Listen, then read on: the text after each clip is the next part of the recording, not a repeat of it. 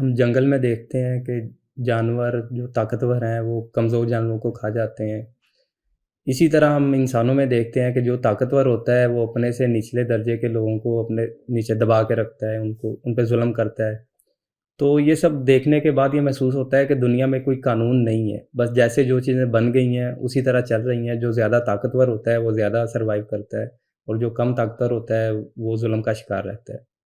کیا اللہ نے یہ چیز دنیا ایسے ہی بنائی ہے؟ یہ تو مادی قانون ہے، یہ خود ایک قانون ہے جو چل رہا ہے، لیکن انسانوں کو اللہ تعالیٰ نے اخلاقی شعور دے کر کہا کہ اس مادی اصول کو توڑ کر تم نے عدل پر قائم ہونا، نہ کہ مائٹ از رائٹ پر۔ تو طاقت کے اصول کو توڑ کر اخلاق کے اصول پر قائم ہونا ہے۔ انسان کو انسان کہا اس لیے جاتا، تو اس کا امتحان یہی ہے کہ وہ مثلاً جو طاقتور قوتیں ہیں ان کے سامنے کلمہ حق کہنا یہ کیوں سب سے بڑا جہاد ہے؟ اسی لیے کہ انسان بنایا اس لیے گیا ہے کہ وہ اخلاقی اصولوں پر قائم رہے، نہ کہ طاقت کے اصولوں پر۔